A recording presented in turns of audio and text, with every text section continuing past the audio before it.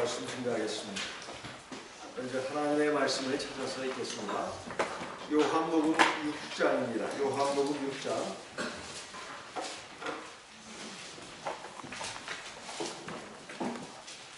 1절에서부터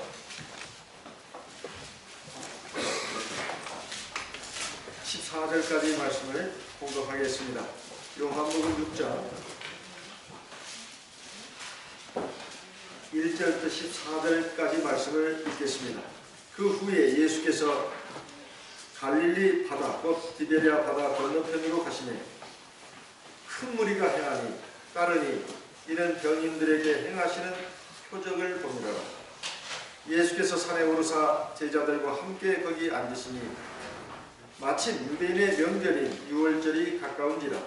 5절 예수께서 눈을 들어 큰 무리가 자기에게로 오는 것을 보시고 빌립에게 이르시되 우리가 어디서 떡을 사서 이 사람들로 먹게 하겠느냐 하시니 이렇게 말씀하시면 친히 어떻게 하실 것을 다 아시고 빌립을 시험토자 하시니라. 빌립이 대답하되 각 사람으로 조금씩 받게 할지라도 200데나리온의 떡이 부족하리이다. 8절 제자 중 하나 곧 시몬 베드로의 형제 안드레가 예수께 여짜오되 여기 한 아이가 있어 보리떡 5개와 물고기 2마리를 가졌나이다. 그러나 그것이 이 많은 사람에게 얼마나 되겠사옵나이까. 10절 예수께서 가라사대 이 사람들로 앉게 하라 하신데 그곳에 잔디가 많은지라 사람들이 앉으니 수요가 5천쯤 되더라. 예수께서 떡을 가져 축사하신 후에 앉은 자들에게 나눠주시고 고기도 그렇게 저희의 원대로 주시다. 저희가 배부른 후에 예수께서 제자들에게 이르시되 남은 조각을 거두고 버리는 것이 없게 하라 하시므로 13절 이에 거두니 보리떡 5개로 먹고 남은 조각이 12바구니에 찼더라. 14절 같이 읽겠습니다. 그 사람들이 예수의 행하신 이 표적을 보고 말하되 이는 진짜로 세상에 오실 그것은 이자라 하더라. 15절도 읽겠습니다. 그러므로 예수께서 저희가 와서 자기를 억지로 잡아 임금 사오려는 줄을 아시고 다시 혼자 서로 떠나가시니라. 우리 주 예수께서 세상에 계실 때 많은 기적을 행하신 것을 우리는 잘 알고 있습니다. 죽은 사람 살리는 거라든가 그리고 문둥병자 깨끗게 하신 것이라든가 눈먼 소경에 눈을 띄워주신 것이라든가 바닷물 위를 걸어가신 것이라든가 이를 헤아릴 수가 없습니다. 그런데 이 예수님의 행하신 기적기사를 마태, 마가, 누가, 요한복음에 왜 이렇게 많이 자세히 기록하고 있는가? 거기는 이유가 있습니다. 첫째는 바로 주 예수가 참 하나님인 것을, 참 하나님으로부터 온 분인 것을 알게 하기 위해서입니다. 그래서 그 권능을 통해서 참 하나님 예수 그리스도만이 우리가 경배해야 될 유일한 생명의 주님이다 하는 것을 깨닫고 그 길로 나오게 하기 위해서 그렇게 하신 것입니다. 그리고 이 주님의 기적이사를 가만히 보게 되면 거기에는 하나님께서 사람을 얼마나 사랑하시는가 그 사랑을 볼 수가 있습니다. 뿐만 아니라 이 모든 것들 하나님만이 유일한 참 신이다. 그리고 전능하신 분이다. 그리고 그것을 권능으로서 우리에게 알려주셨다. 그리고 거기는 하나님의 사랑이 있다. 이것만 있는 게 아닙니다. 기적이사에는 중요한 하나님의 메시지가 들어있어요. 우리가 하나님을 어떻게 섬겨야 할 것인가, 경배해야 될 것인가, 하나님 앞에 어떤 사람이 돼야 마땅한가, 그리고 어떤 삶의 길로 가야 될 것인가, 이런 그 말씀들을 기적이사를 통해서도 알려주시고 있다 이 말이에요. 그래서 기적이사는 실현된 하나님의 말씀이라고도 하고 또 외부적인 어떤 행위로서 나타내는 하나님의 말씀이라고도 하는 이유가 바로 거기에 있습니다. 특별히 오늘 우리가 읽은 오병이어의 기적은 사복음서 모두에 다 기록되어 있는 그 흔치 않은 기적이사입니다. 마태복음 14장에도 나와 있고 마가복음 6장에도 나와 있습니다.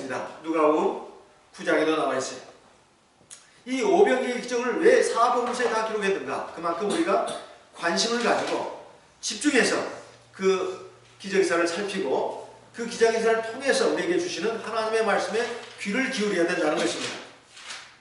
이 오병의 기적은 여러 가지 각도에서 살펴볼 수가 있습니다. 그러니까 오병이라는 것은 떡 5개를 말합니다. 이게 한자어예요. 병자가 떡병자입니다. 그 다음에 이 어는 물고기 어를 말하는 것이죠. 생선 2마리를 말하는 것입니다. 어린아이가 자기 도시락으로 싸온 보리떡 5개 작은 거 5개 하고 작은 생선 2마리를 가지고 여자와 아이를 제외하고 남자만 무려 5,000명이나 넘는 그 많은 사람들이 빈 들판에서 먹었다는 것입니다. 이것이 얼마나 놀라운 일이냐 이 말이에요. 사람이 한평생을 살아가는 데 있어서 가장 중요한 문제가 먹는 문제 아니겠어요? 그래서 사는 것을 뭐라고 합니까? 먹고 산다 그러잖아요. 요즘 먹고 사는데 지장이 없나? 이게 다 뭐 우리의 가장 중요한 문제가 먹고 사는 문제, 경제 문제가 아니겠어요? 이것을 왜 기적을 행하셨는가? 바로 사람이 살아가는 데 있어서 떡이 좀 중요한데 사람의 생명을 주관하시는 분이 바로 우리 주 예수님이다 하는 것을 알려주기 위한데 그 뜻이 있습니다. 첫 번째는 예수님께서 바로 사람을 긍휼히 여기신다 하는 것입니다. 사실 예수님께서 이 땅에 오신 것은 우리 영혼의 구원을 위해서 오셨습니다. 우리 영혼이 구원받아야 우리 육체도 나중에 구원을 받게 되는 것이니까 영혼의 구원이 정말 중요한 것이죠. 그러다만 예수님이 오셔가지고 공자와 맹자와 하면서 고리타분한 무슨 도덕적인 얘기 또는 추상적인 진리에 관한 말씀만 전하고 가르치셨는가? 그렇지 않습니다. 제일 중요한 것은 사람의 영혼이 구원받는 것이고 사람의 영혼이 살아나는 것이고 사람의 영혼이 건강해지는 것이 중요한 것이죠. 그래서 사람의 영적인 구원을 위해서 그 필요를 위해서 우리가 하나님의 말씀을 먹고 듣는 것인데 예수님께서 바로 이 부분에 있어서 먼저 그 일을 행하셨습니다. 그런데 주님께서 하나님의 말씀, 하나님의 나라만 전하고 가르친 것이 아니라 사람의 육적인 방면의 필요도 채워주셨습니다. 우리가 안식일 예배에 참석하는 것은 사실 하나님의 말씀, 영적인 구원을 위해서 꼭 참석해야 되는 것이죠. 그렇지만 우리가 주님 앞에 나오면 하나님의 생명의 말씀, 은혜와 진리의 말씀을 주셔서 우리의 영혼을 만족시키고 우리의 영혼을 살려주고 우리의 영혼을 건강해주고 그것만 있는 게 아닙니다. 하나님 앞에 나오면 우리가 하나님이 육적으로도 복을 주시는 것을 체험할 수가 있습니다. 누가복음 9장 11절에 보면 바로 주님께서 사람을 불쌍히 여기셨다는 것을 말씀하고 있습니다. 누가복음 9장 11절에 있는 말씀을 같이 읽어보겠습니다. 누가복음 9장 11절 같이 읽겠습니다. 누가복음 9장 11절 무리가 알고 따라왔거늘 예수께서 저희를 영접하사 하나님 나라의 일을 이야기하시며 그 다음에 병 고칠 자들을 고치시더라. 그 다음에 12절부터는 이제 오병이어의 기적을 표현하고 있습니다. 표현하고 있어요. 마가복음 6장 34절 말씀을 읽어보겠습니다. 마가복음 6장 34절 마가복음 6장 34절 말씀을 읽어보겠습니다. 마가복음 6장 34절 같이 읽어보겠습니다. 예수께서 나오사 큰 무리를 보시고 그 목자 없는 양 같음을 인하여 불쌍히 여기사 이에 여러 가지로 가르치시더라. 그 다음에 역시 오병이어의 기적이 나옵니다. 그러니까 예수를 따르는 많은 사람들을 보시면서 불쌍히 보셨다.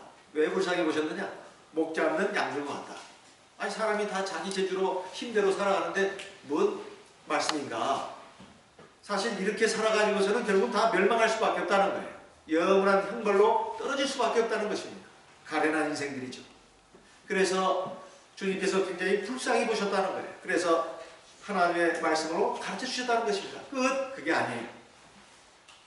그 다음에 바로 이어지는 말씀이 35절에 때가 저물어 가매 도대체 이 무리들이 어디서 먹을 것인가?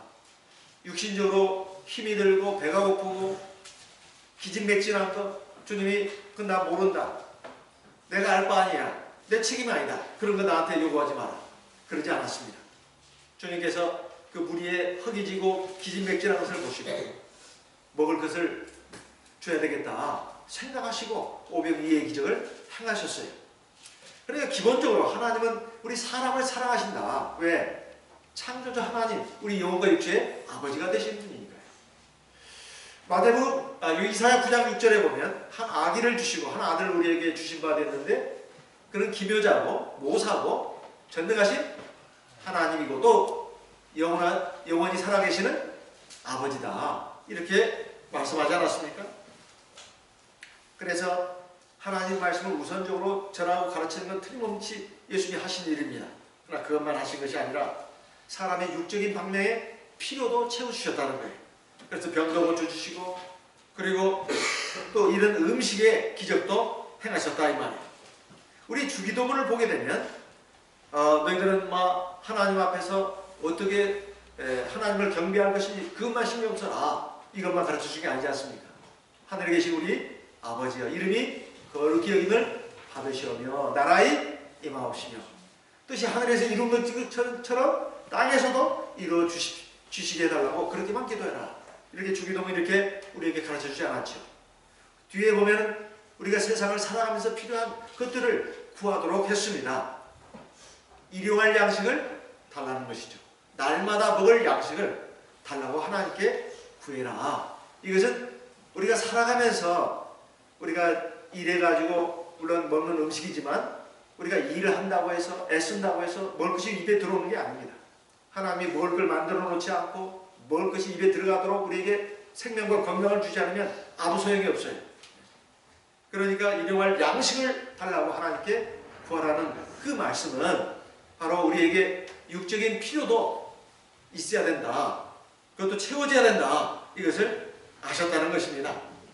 그런데 주님의 말씀이 먼저 하나님의 나라와 하나님의 의를 구해라는 것입니다. 무엇을 먹을까, 무엇을 마실까, 무엇을 입을까 염려하고 그것을 구하고 나가면 이것은 하나님 없이 고아처럼 사는 세상 사람과 다를 바가 없다. 이 천지 만물이 다 내가 만든 것이고 내가 주관하는 것이다. 너희는 먼저 하나님의 나라와 의를 구해라. 그리하면 이 모든 것을 너희에게 더하여 주실 것이다. 이 주님의 말씀이 바로 주기도문 그 이어서 나오는 그 말씀, 공중의 새를 봐라, 들에 핀 백합화를 봐라.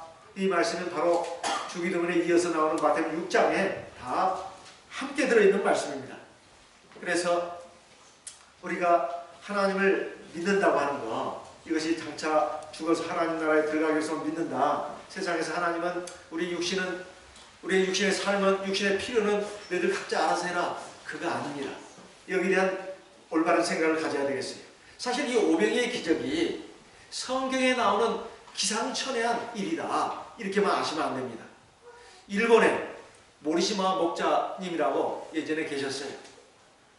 근데 그분이 우리 하나님 앞에 하나님 백성이 되고 주의 일꾼이 된 것이 누구 때문이냐? 바로 그의 어머니 때문에, 어머니 신앙 때문에 그렇게 됐습니다. 일본도 참 나쁜 짓을 많이 해서 그랬는지 어쨌든 2차 대전 일으켜가지고 패망을 했지 않았어요? 그런데 일본이 그 당시 굉장히 힘들었습니다. 다행히도 우리나라 6.25가 터지는 바람에 기사회생했지만 물론 일본 사람들의 근면한 그런 성질도 있고 장점이 많습니다. 어찌됐든 간에 일본이 2차 대전을 패망할 그 무렵에 굉장히 힘들었어요. 근데 일본이 기독교 인구는 굉장히 적은데 신앙들이 뛰어난 사람들이 많은 걸로 유명합니다.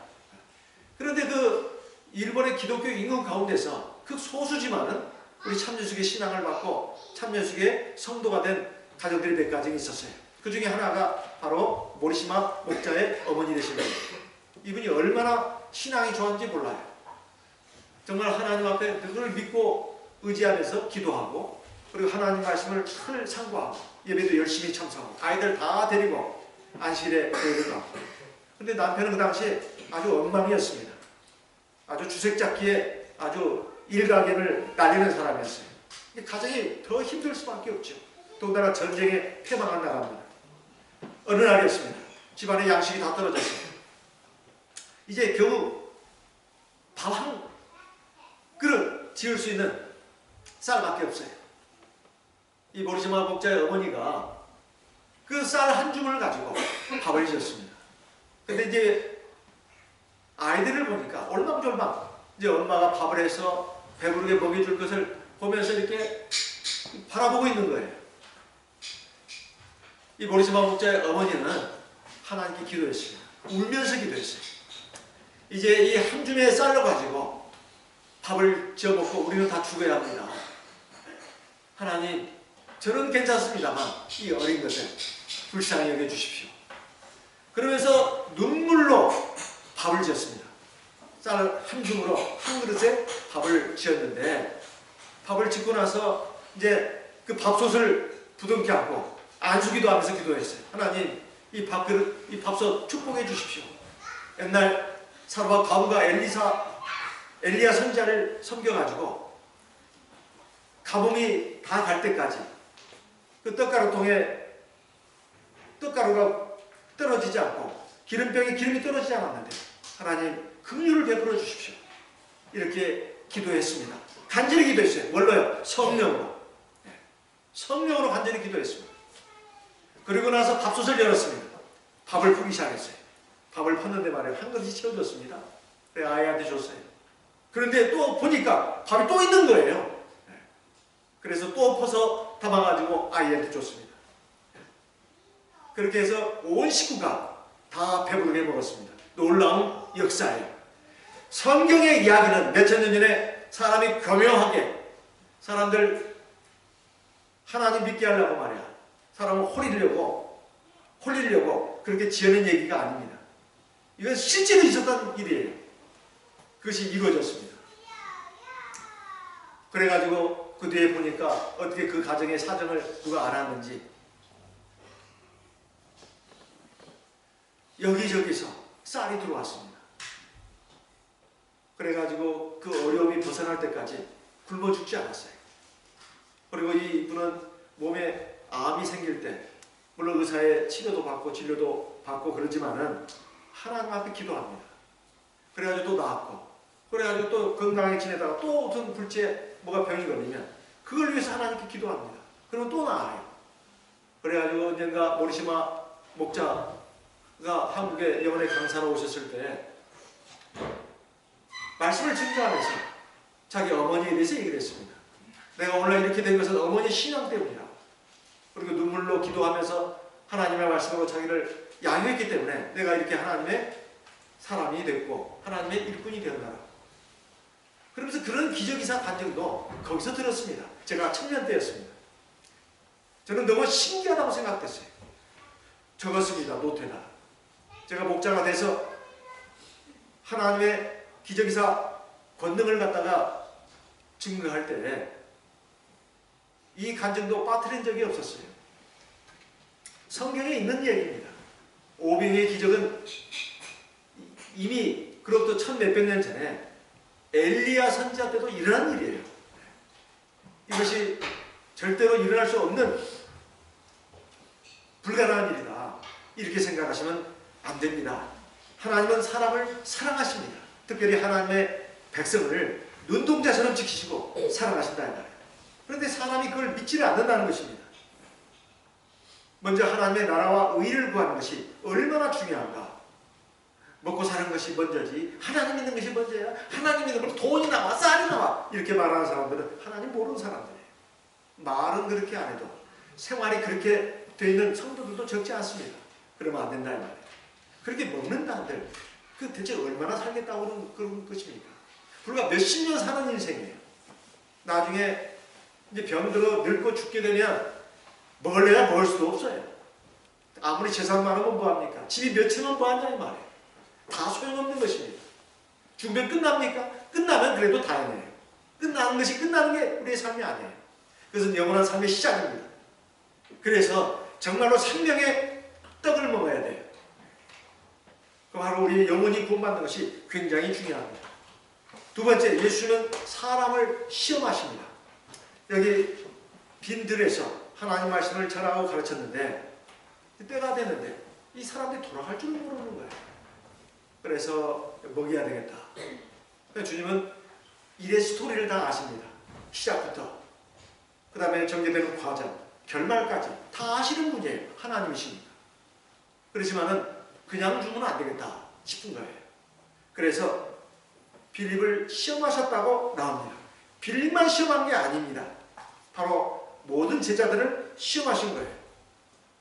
여기 오늘 읽은 요한복음 6장 5절에 보니까 예수께서 눈을 들어 큰 무리가 자기로 오는 걸 보시고 빌립에게 이르시되 우리가 어디서 떡을 사서 이 사람들로 먹게 하겠느냐 이렇게 질문을 했습니다.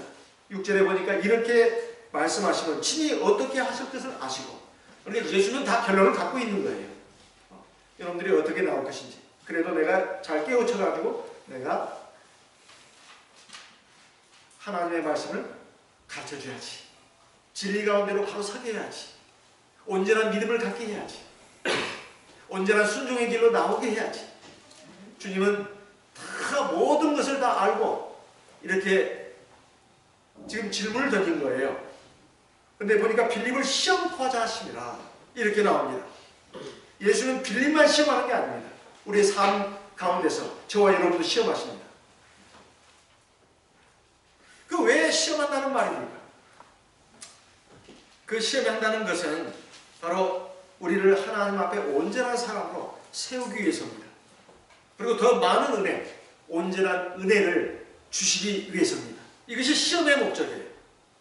그저 우리를 넘어지게 하고 그리고 결국은 망하게 하기 위해서 시험을 주는 게 아니에요. 우리를 바로 세우게 하기 위해서 우리에게 있는 여러 가지 불순물을 제거하고 온전한 하나님의 백성으로 만들게 하기 위해서 그렇게 하시는 것이다. 이런 말씀이에요. 잠언 17장 3절 말씀을 읽어보겠습니다. 잠언 17장 3절 같이 읽겠습니다. 잠언 17장입니다. 3절 같이 읽어보겠습니다. 잠언 17장 3절입니다. 같이 읽겠습니다. 도가니는 은을, 흙문은 금을 연단하고 여호와는 마음을 연단하십니다. 마음을 연단한다는 게 뭘까요? 여기에 도가니 풀무는 용광로를 말합니다. 용광로에서는 쓸모없는 돌덩어리를 갖다가 집어넣습니다.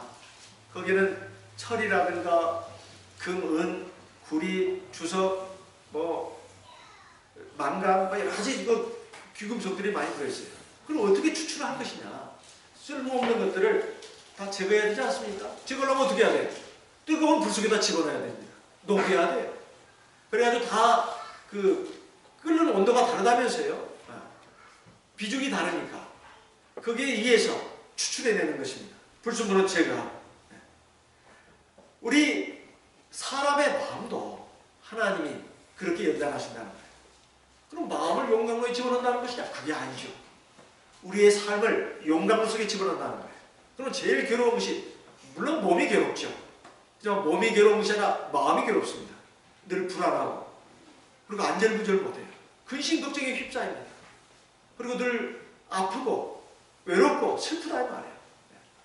그러는 가운데서 하나님 앞에 하나님 말씀 앞에 자기를 비춰보고 내게 있는 문제점들을 깨닫습니다. 내가 버려야 될 불신앙, 불순종, 그리고 잘못된 생활 습관, 그리고 언어, 그 다음에 여러 가지 행동 이런 것들을 참 깨뜨리기 시작해요.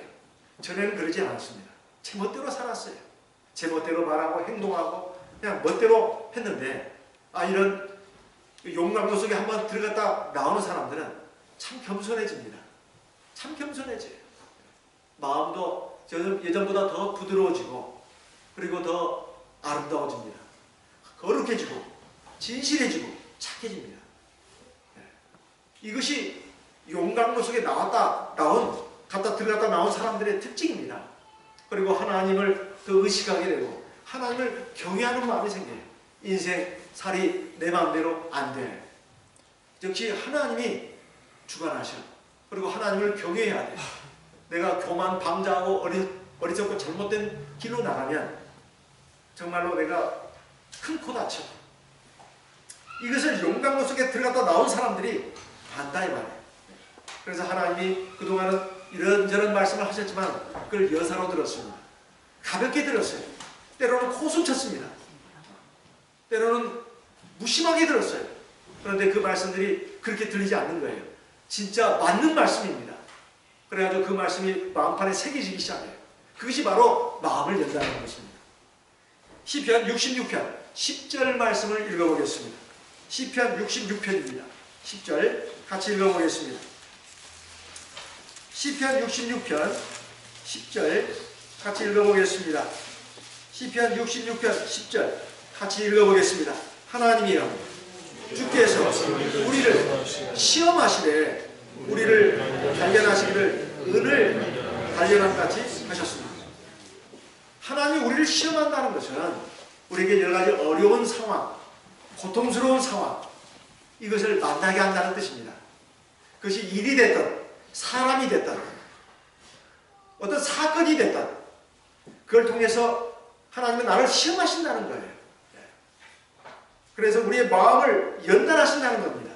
마치 금, 은, 보석을 추출하는 것처럼 모든 잡것들, 잘못된 것들은, 수잘되는 것들은 다 제거하고 온전한 금처럼, 은처럼, 보석처럼 나오게 하기 위해서 우리의 마음을 연단하시는데 그 방법이 시험입니다. 시험이에요. 이런 그 시험을 우리가 받는 것은 하나님이 나를 온전히 세우기 위함이라고 했습니다. 우리의 믿음의 조상 아브라함도 마찬가지입니다. 창세기 22장 1절부터 보게 되면 하나님이 아브라함에게 주신 최대의 시험이 나옵니다. 100세의 아들을 낳았는데 이게 무슨 또 시험이란 말인가. 그동안 객지살이 타향살이 하면서 죽을 고비도 넘기고 그리고 마누라가 욕을 당할 뻔한 그런 처참한 지경에도 들어갔었고 그리고 기근을 만나가지고 참 이거 어떻게 살아가나 막막한 심정에 어찌할 줄 모르고 이런 순간들이 적지 않았는데 그래도 하나님께서 함께 하셔가지고 지금 부자가 됐습니다. 그리고 정말로 꿈꾸지 못했던 일들을 자기가 만나게 됐죠. 바로 100세, 자기 아내는 90세인데 귀한 아들을 얻었죠. 그런데 무슨 또 시험이란 말이냐. 이 정도면 됐지. 근데 그 시험은 아브라함 일생에 있어서 가장 큰 시험이었습니다. 바로 하나님이 아브라함에게 나타나셔가지고 네 아들, 네 사랑하는 독자 이삭을 내가 지시하는 산으로 데리고 가서 번제로 드려라. 사실은 이것은 차라리 네 목 내놔라. 이것보다 더 큰 것입니다. 네 아들이라고 했고 네 사랑하는 독자라고 했습니다. 그 이삭의 이름의 뜻이 웃음, 기쁨이라는 뜻이에요. 말 그대로입니다. 아브라함에게 있어서는 이삭이야말로 자기 인생의 가장 큰 기쁨이고 즐거움이에요. 이것을 하나님께 내놓으라는 거예요. 그것도 개, 돼지 잡듯이 쳐서 죽이고 토막내가지고 나무 장작더미에 올려놓고 불러 태워서 하나님께 제사드리라는 것입니다. 이게 말이 되는 소리입니까? 말도 안 되는 거예요. 그런데 하나님은 그것을 명하셨습니다. 보통 사람 같으면 자기 귀를 의심할 만한 하나님의 말씀입니다. 그런데 아브라함은 즉각 실행에 옮겼습니다. 즉각 실행에 옮겼어요. 자기 아들을 데리고 자기 아내하고 상의도 안 하고 자기 아들을 데리고 가서 결국은 잡아 죽이려고 칼을 들어서 내리치는 순간 아니었습니까? 그때 하나님이 당황하셨어요. 아브라함. 하나님이 얼마나 놀라셨는지. 그 일촉즉발의 순간입니다. 그러나 했으면 정말 칼이 내려가지고 이삭의 목이 달아났을 것입니다. 이제야 네가 하나님을 경외하는 줄 알겠다. 이제야 네가 나를 사랑하는 줄 알겠다. 칼을 걷어라. 그리고 옆에 숯불에 걸린 어린 양이 보이지 않았습니까? 그것을 하나님께 번제로 드리겠습니다. 그 다음에 하나님의 아브라함을 진짜로 축복하십니다. 너를 모든 민족의 믿음의 조상으로 세울 것이고 네 자손들은 하늘의 묵별처럼 바닷가의 모래알처럼 많아질 것이다. 그리고 네 눈에 보이는 모든 땅을 너에게 줄 것이다. 이런 어마어마한 축복을 주십니다. 그런데 하나님이 아브라함에게 그런 시험을 던질 때 그 답을 보여주신 게 아니에요. 그 결론을 보여주신 게 아닙니다. 네가 정말로 애착을 느끼고 이것만큼은 절대로 포기할 수 없어. 이것을 갖다가 하나님께 드리라고 하는 그 시험은 어마어마한 시험입니다. 사람마다 다 아끼고 그리고 정말 소중하게 생각하는 것이 있어요. 네. 그게 자식일 수도 있고 자기 재산일 수도 있고 지금까지 쌓아올린 명예일 수도 있습니다. 그리고 자존심일 수도 있어요. 내가 정말로 이것만큼은 죽어도 포기 못해. 자기의 가장 소중한 것 그걸 하나님께 바치라고 했을 때 바칠 수 있냐 이 말이에요. 근데 아브라함은 바쳤습니다. 그래서 믿음의 조상이 된 거예요. 하나님이 그냥 아브라함을 이뻐하신 게 아닙니다. 우리에게도 그런 시험이 온다 이 말이에요. 우리가 그래서 이것 때문에 신앙의 한 단계 올라가야 되는데 못 올라가는 거예요. 그 끈질긴 애착 때문에 집착 때문에 그것이 하나님의 말씀 같은 거는 맞지도 않는데 그냥 집착을 하는 것입니다. 욕심을 부리는 거예요. 그래가지고 그것 때문에 하나님 말씀에 순종을 못해요. 그럼 어떻게 하시냐? 하나님이 시험하십니다. 내가 정말로 나를 믿느냐? 아니면 반절만 믿느냐? 아니면 형식적으로 껍데기만 믿느냐?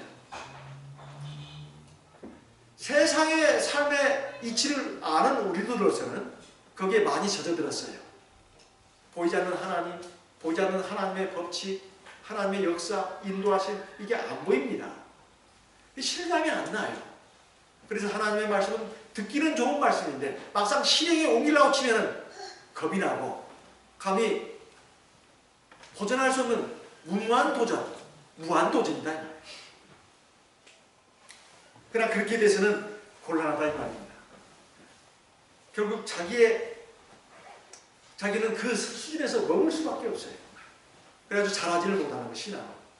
근데 그 신앙이 제대로 된 신앙 같으면 괜찮은데 세상 삶이 그렇게 녹록지가 않습니다. 여러 가지 많은 시험이 와요. 하나님도 시험하지만 마귀도 시험해요. 우는 사자처럼. 그래가지고 어느 순간에는 확 집어삼킵니다. 결국은 소중한 것을 잃어버립니다. 영원한 생명, 영원한 복락의 나라, 천국을 잃어버린다 이 말이에요. 이게 얼마나 안타까운 일입니까? 히스기야 왕도 그랬습니다. 정말로 하나님을 잘 믿고 섬기는 이스라엘의 3대 성군 중에 하나였는데 나중에 죽을 고비도 넘겼지만 하나님의 눈물로 기도해서 살아나지 않았습니까? 그런데 하나님이 그대로 내버려 두지 않았어요. 그의 왕궁에는 금은부화가 무지무지 많았습니다. 이제 회복되고 나니까 나라가 다시 강성해졌어요. 그 북쪽의 나라에 있는 바벨론 왕이 사신들을 보냈어요. 예물들을 갖춰가지고 왕이여 경하드리옵나이다. 건강을 회복하셨군요. 치아들입니다.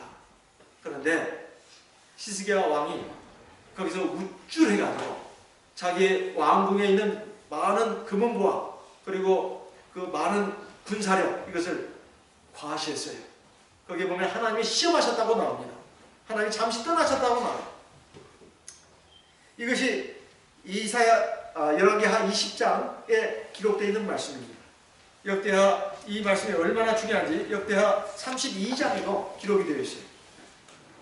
그래가지고 이제 선지자 이사야가 와가지고 당신이 하나님이 주신 은혜를 갖다가 가지고 감사하고 하나님 앞에 겸손할 줄 모르고 막 의시되고 과시하고 자랑했다 이래. 그래서 왕의 나라가 길지 못할 것이다. 왕이 엄청난 하나님 앞에 죄를 졌다. 이런 말이 나옵니다. 이것이 어찌 히스기야 왕뿐이겠습니까? 저와 여러분도 삶의 매 순간순간마다 하나님이 가만히 침묵 지키고 있으니까 하나님이 나를 봐주시나 보다. 내가 지금 옳은가 보다. 그렇게 생각하시면 안 됩니다. 하나님이 침묵을 지키면서 내가 어떻게 하나 지금 시험하시는 거예요.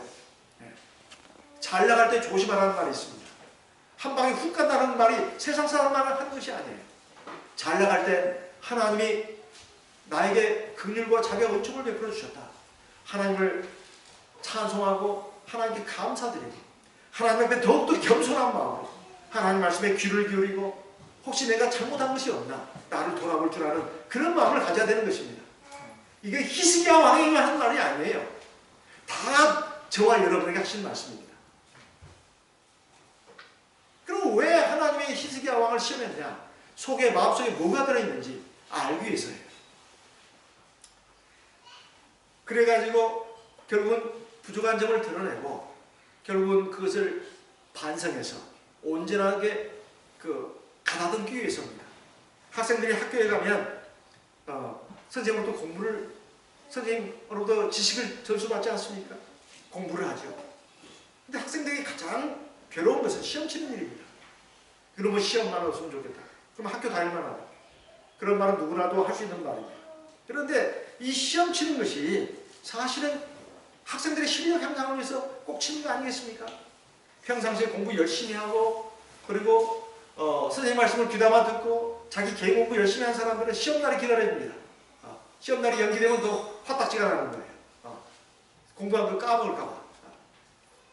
그래서 시험을 통해서 내가 실력이 향상되는 거예요. 본시험을 앞두고 학교에서도 모의고사나 중간고사, 기말시험, 수시고사를 왜 보냐는 말이에요. 그 지겨운 시험을. 바로 너의 부족한 점이 뭔지를 알고 보완을 해라. 이거 아니겠습니까? 우리의 인생의 장에 펼쳐지는 하나님의 시험도 그와 같습니다. 욥기에 보시게 되면 욥이 큰 고난과 시험을 겪었지만은 하나님의 결국은 은혜를 받았습니다. 하나님의 은혜를 받았어요. 우리는 하나님의 시험을 두려워해서는 안 됩니다. 원망해서도 안 돼요. 오히려 시험을 기쁘게 생각하게 합니다. 베드로전서 1장 6절로 7절 말씀을 읽어보겠습니다. 베드로전서 1장입니다. 베드로전서 1장 6절로 7절 말씀을 같이 읽어보겠습니다. 베드로전서 1장 6절 7절 같이 읽어보겠습니다. 그러므로 너희가 이제 여러가지 시험을 인하여 잠깐 근심하게 되지 않을 수 없었으나 오히려 크게 기뻐하도다. 너희의 믿음의 시련이 불로 연단하여도 없어질 금보다 더 귀하여 예수 그리스도의 나타나실 때에 칭찬과 영광과 존귀를 얻게 하려 합니다. 우리가 세상을 살아가면서 하나님 백성이지만 여러가지 고통도 겪고 어렵고 슬픈 일도 만난다는 것입니다. 그럴 때 우리 다 근심합니다. 믿음을 가졌다 해서 근심 안 하는 게 아니에요. 근심을 합니다. 그렇지만 이것이 나에게 해로운 것이 아니라 하나님 앞에 더욱더 하나님을 의지하게 하고 하나님 말씀에 귀를 기울이게 하고 하나님 말씀에 순종하는 방향으로 나아가게 함으로써 내가 하나님 나라에 들어갈 온전한 백성으로 다듬어진다 이 말이에요. 그래서 결국은 내가 하나님 앞에 정금처럼 연단이 돼서 하나님 나라에 넉넉하게 들어가고 하나님 나라에 들어가서 칭찬과 영광과 존귀를 받는다는 거예요. 얼마 동안? 영원토록. 이게야말로 땡잡은 거 아니겠어요? 그렇게 하기 위해서 하나님이 우리의 삶에 여러 가지 실망스럽고 고통스럽고 걱정되고 근심되는 일을 다 만나게 하신다는 것입니다. 그래서 이런 시험을 절대로 우리가 원망하거나 그 시험에 대해서 또 불평해서는 안 되겠습니다. 이 시험을 통과한 후에는 영적으로나 육적으로 하나님의 큰 은총이 주어집니다. 욥이 대표적인 사람입니다. 욥기 42장이 욥기의 마지막 장이에요. 그 결론의 장입니다. 욥이 하나님을 앞에서 회개하는 장면이 나와요. 지금까지 내가 귀로만 듣는 신앙을 가졌는데 이제는 친히 내가 눈으로 하나님을 보나이다.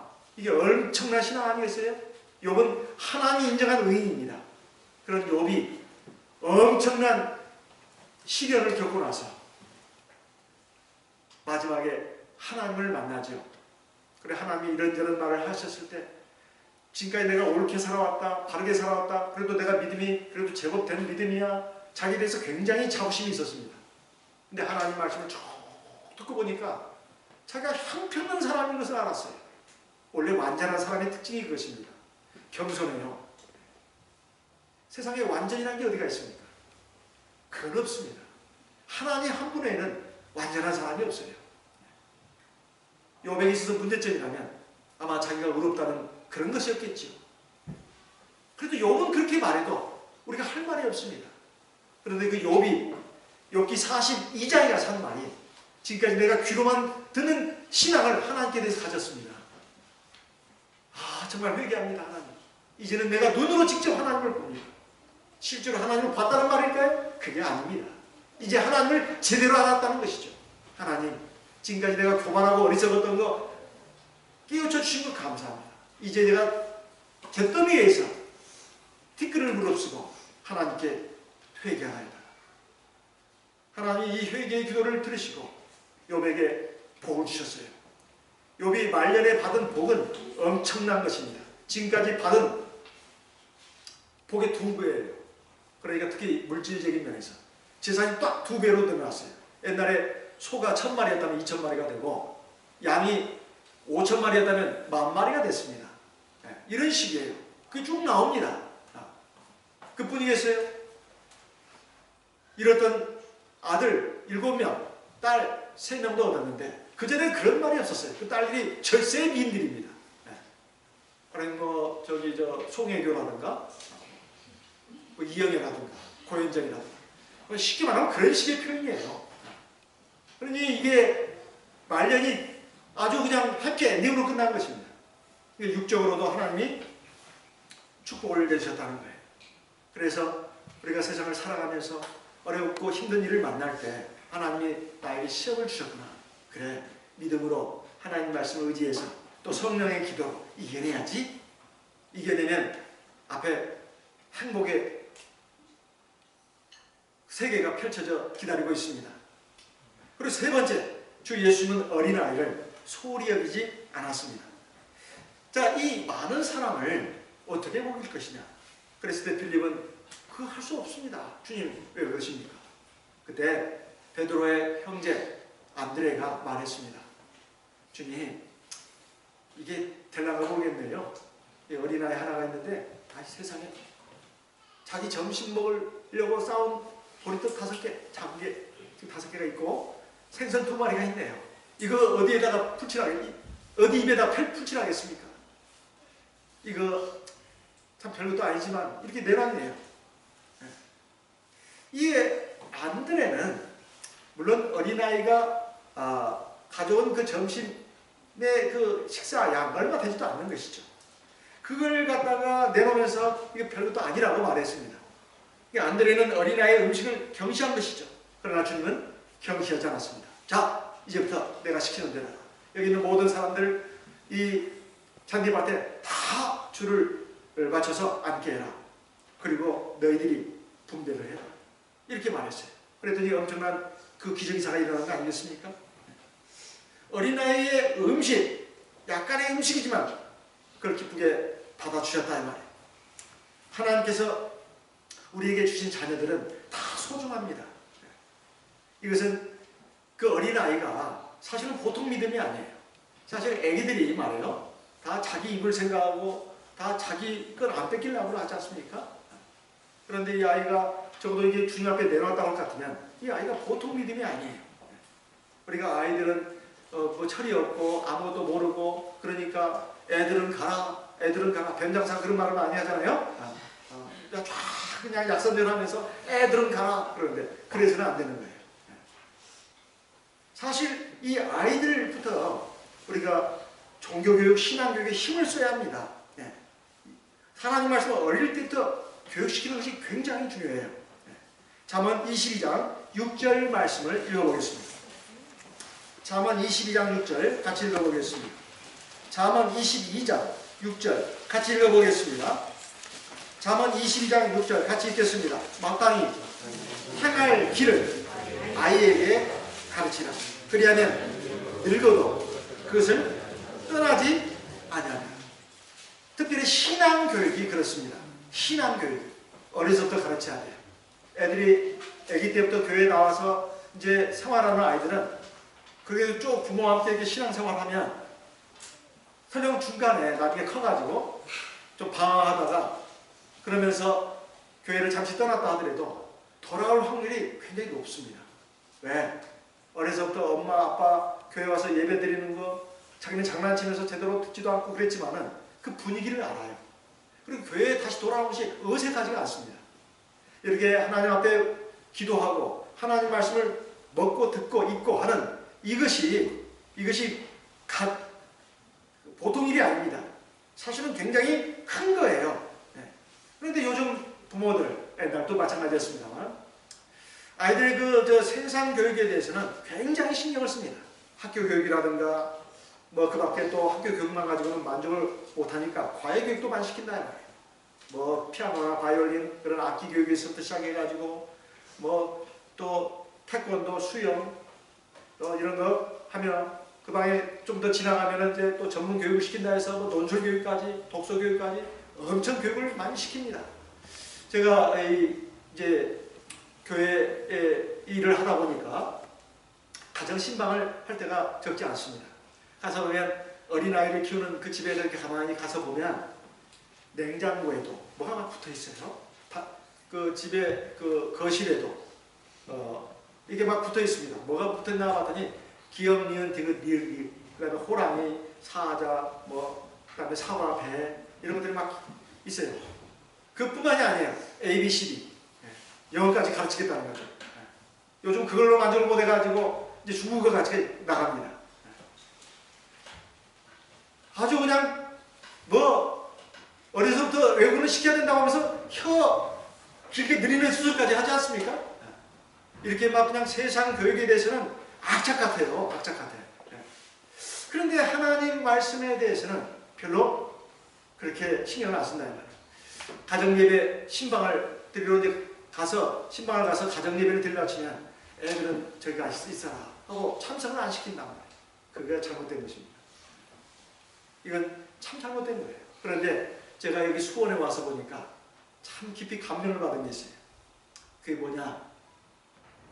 아이들도 같이 데리고 이 안식일 오전에 참석을 한다는 것입니다. 학생들도 데리고 온다는 거예요. 이게 얼마나 감사한지 몰라요. 사실 하나님께 안식일에 드리는 예배가 어른 예배가 따로 있고 아동 예배가 따로 있고 그게 아닙니다. 그게 아니에요. 그리고 학생 예배가 원래 따로 있었던 것이 아닙니다. 예전에는 토요일까지 학교를 다녀야 했어요. 그리고 토요일날 오후가 돼야 비로소 학교에서 돌아올 수가 있었습니다. 그래서 학생 예배가 따로 있어야 됐습니다. 그런데 요즘은 보면 이제 주 5일제가 정착이 됐잖아요. 대만 우리보다 한 몇 년, 한 7, 8년 이상 먼저 시행을 했습니다. 그러면서부터 안식일 오전부터 다 어린아이부터 청년 학생까지 다 참석을 하는 거예요. 그래서 예배를 드리는 것입니다. 그리고 오후 예배도 마찬가지예요. 그런데 아동만 따로 오후 예배는 따로 드리는 거예요. 그러나 중학생 이상 청년들은 오후 예배를 참석을 합니다. 끝나고 나서 분방교육으로 들어가는 거예요. 이제 공부식의 어떤 신앙교육을 시키는 것이죠. 그런데 여기 수원에 와서 보니까 참 우리 수원교회 성도님들이 참 자녀들을 교육을 잘 시킨다. 아이들 다 데리고 온다 이 말이에요. 그래서 예배 참석시키게 합니다. 사실 이 예배가 어른 예배가 아닙니다. 다 모든 예배예요. 그런데 제가 어느 이 교회를 가서 보면 청년 학생들이 안식 오전에 토요일날 오전에는 집에서 게임도 하고 컴퓨터도 하고 또 여러 가지 노닥거리다가 또 오후도 노닥거립니다. 그래가지고 한 4시쯤 와요. 그러면 그거 어떻게 될까요? 그 아이들한테는 안식일이 오후 4시, 토요일날 오후 4시부터 오후 6시까지 딱 2시간입니다. 안식일을 그런 식으로 지킨다 이 말이에요. 이게 참 큰 문제입니다. 그리고 아동들도 마찬가지예요. 너희들은 이따 오후에 아동들 예배가 있으니까 이건 어른 예배야. 그러니까 어디 가서 놀다가 이따 와라 해? 이렇게 하는데 그 아이들은 오후 2시부터 이제 안식일이 시작되는 것이죠. 이것은 잘못된 것입니다. 그리고 이렇게 하다 보니까 그렇게 큰 교회는 그런 경향이 좀 있어요. 그런데 그 아동들이 이제 겨울이 되면 북부 지역 연합이다 해가지고 그 교회 큰 교회다 보니까 이제 합동을 해서 영어대를 하기도 합니다. 근데 놀라운 그 현상을 발견했어요.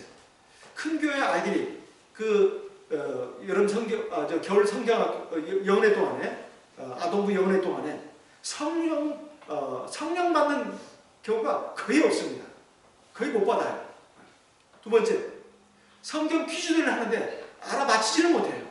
작은 교회들에서 온 아이들이 막 맞히는 거예요. 왜? 걔들은 소위 말해서 큰 교회에서 잘못 인식된 그 어른 예배 참석한 아이들입니다. 그래가지고 기도하는 것이 몸에 뱄어요. 성령도 쉽게 받습니다. 그리고 하나님 말씀도 빨리빨리 깨우쳐요. 하나님 말씀만 많이 알아가지고 이게 상을 받는 게 아닙니다. 그 아이들이 성령도 빨리 받고 이제 아동부에서 중고등부로 올라갈 때 탈락률이 적어요. 이제 중고등학교 들어가 보세요. 머리가 굵어지면 말을 잘 안 듣습니다. 탈락률이 거의 없어요. 그런데 아동만 예배만 참석하는 아이들은 거기서부터 탈락하기 시작합니다. 이제 고등학교까지는 그래도 부모의 서슬퍼런 그 말에 꼼짝을 못하니까 반항심을 가지면서 나옵니다. 대학 가면서부터는 안 나와버려요. 이 원인이 어디에 있느냐? 아동 예배, 어른 예배 이렇게 구분을 했기 때문에 그렇습니다. 이건 잘못된 교육입니다. 그런데 수원은 참으로 감사하게 그러지 않는다 이 말이에요. 얼마나 감사한지 몰라요. 그리고 작은 교회에서 저는 큰 교회도 있었고 중간 교회, 작은 교회 많은 교회를 거쳤습니다. 그래서 이것을 훤히 압니다. 작은 교회 아이들은 어렸을 때부터 이렇게 엄마랑 같이 와서 다 같이 참석해서 듣습니다. 그러니까 애들이 처음에는 잘 못 알아듣는 것 같아도 알아들어요. 그리고 이걸 아셔야 합니다. 이건 어른 예배니까 아이들이 못 알아듣겠거니 그 부모의 생각이에요. 부모의 생각입니다. 하나님의 말씀이 어른들이 할 말씀, 아이들이 할 말씀, 학생들이 들어야 할 말씀이 따로 있는 게 아니에요. 다 같이 들어야 할 말씀이에요. 그래서 아이들이 들으면서 초등학교 아이들이나 중고등학교 아이들이나 들으면서 수준이 높아져요. 그리고 원래 공부를 잘하려면 언어를 많이 알아야 합니다. 사실도 수학도 논리예요. 중학교 공부가 언어를 잘하는 아이들이 공부를 잘합니다. 그런데 이 성경 언어가 고급 언어예요. 고급 언어예요. 세상에 많은 문학자들도 꼭 반드시 성경을 봅니다. 여기는 무궁무진한 언어들이 있어요. 그 언어들 추상적이고 차원 높은 언어들을 들으면서 사람이 생각하는 능력이 트입니다. 머리가 트이는 거예요. 공부도 잘하게 됩니다. 그리고 심성도 바르게 돼요. 그리고 인내심도 가지게 돼요. 하나님을 경외하는 마음이 생깁니다. 그래가지고 공부도 잘하게 되는 거예요. 그래서 어른 예배 애들은 참석하지 마. 그게 아닙니다. 그런데 수원은 이런 말을 할 필요가 없죠. 청년 학생 예배도 마찬가지입니다. 청년 학생들만 따로 드려야 될 그 예배가 있는 게 아니에요, 사실은. 물론 거기에 주된 관심사도 있지요. 그렇지만은 사실은 우리 일반 이 예배가 청년 학생들도 다 드려야 될 말씀들입니다. 그런데 우리 수원교회는 참으로 감사한 일입니다. 참 성도님들이 다 믿음이 제대로 섰어요. 그래서 아이들도 다 이렇게 데리고 나오고 예배를 참석시키게 하는 것은 부모를 위해서뿐만 아니라 정작 우리 성도님들의 자녀들을 위해서 참 잘하시는 일입니다. 참 잘하시는 일이에요. 세상을 살다 보면 여러 가지 유혹도 있고 또 여러 가지 시험이 있습니다. 우리가 부모로서 자녀들을 아무리 관심을 가지고 잘 키우겠다고 마음은 먹지만 그게 뜻대로 되지 않습니다. 애들도 자기들의 삶의 세계가 또 있는 거예요. 그것을 우리가 일일이 쫓아다니면서 관리 감독해 줄 수가 없습니다. 그렇기 때문에 하나님의 말씀을 듣고 배우는 시간, 이 예배 시간에 참석시키게 합니다. 이것이 굉장히 중요한 거예요. 그런 다음에 이제 청년 학생, 다른 분방교육이라든가, 그 다음에 아동들 또 무슨 예배라든가 교육이라든가 이것은 보조로 이루어지는 것이 좋습니다. 우리 성도님들도 그러겠지만은 우리 대만에 계신 어떤 목자님이 한국에 오셔가지고 연매를 이끌면서 이런 간증을 하셨습니다. 그 목자님의 개인 간증이에요. 자기가 어렸을 때 교회 가는 날은 참 즐거운 날이었다는 거예요. 왜? 어머니가 용돈을 준다는 것입니다. 근데 용돈을 주는데 두 종류로 주신다는 거예요. 하나는 하나님께 드리는 헌금, 다른 하나는 간식거리 사 먹으라고 용돈을 주신다는 거예요. 그런데 두 종류의 돈을 주시는데 하나님께 하나님께 드리는 헌금이 용돈보다도 더 많았다는 거예요. 네. 하나님께 드리는 아이들한테 이제 너 가서 교회 가면 하나님께 헌금하라 하고 주는 돈이 너 예배 마치고 나서 너 맛있는 깎아 사 먹어 주는 그 용돈보다도 더 많았다는 것입니다. 네. 그래서 자기도 그 어머니의 그 신앙교육을 받고 자기도 자녀들에게 그렇게 교육을 시켰다는 거예요. 자녀들이 성장해가지고 11조 생활을 잘할 뿐만 아니라 믿음 생활도 잘하게 됐다는 것입니다. 그 11조가 문제가 아니에요. 내 돈 있는 곳에 내 마음도 있다. 이렇게 우리 주님도 말씀하지 않았습니까? 그래서 우리가 우리 아이들을 교육시킬 때 정말로 아이들을 정말 사랑하는가? 주님은 아이들을 사랑하십니다. 어느 날 주님의 제자들이 아이들을 데려와서 주님이 만져주시고 안수해주기를 원했더니 애들은 가라 하면서 막 호통을 쳤어요. 그러더니 주님이 제자들을 뭐라고 하셨습니다. 애들 데려와라. 이 어린아이 같이 되지 않으면 하나님 나라에 들어갈 수 없다. 하나님 나라가 바로 이 어린아이 같은 사람들의 것이다.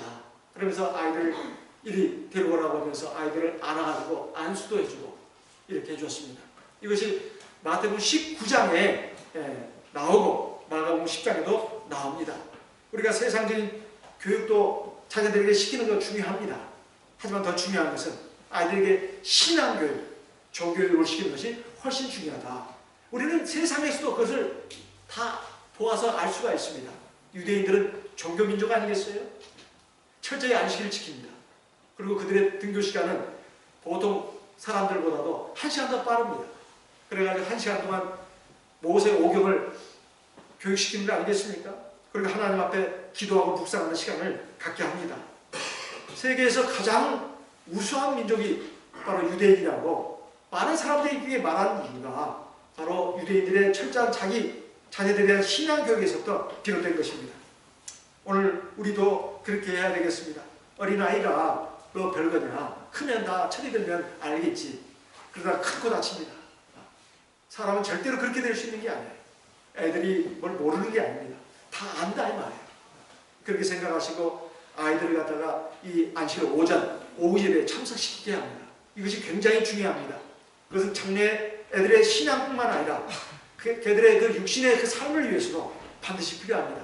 부모가 모든 것을 다 책임져 줄 수가 없어요. 하나님이 함께 하시고 그 길을 인도하시고 열어주셔야 그 아이가 세상에서도 제대로 살 수가 있는 법입니다. 이러한 우리 자녀들을 우리가 정말로 소중하게 생각하고 귀하게 생각하고 정말 사랑한다면 아이들에게 하나님을 경외하는 신앙을 넣어줘야 합니다. 그 방법은 바로 안식일 예배에 참석시키는 것입니다. 우리 수원교회 성도님들은 이런 말을 더 이상 할 필요가 없을 정도로 잘하고 계시니까 그렇게 못하는 다른 교회 성도님들을 좀 많이 깨워줘 주시기를 바라겠습니다. 이 시간 이 말씀으로 하고 이어서 오후에도 오병이의 기적 좀 더 하도록 하겠습니다. 잠깐 묵도하겠습니다.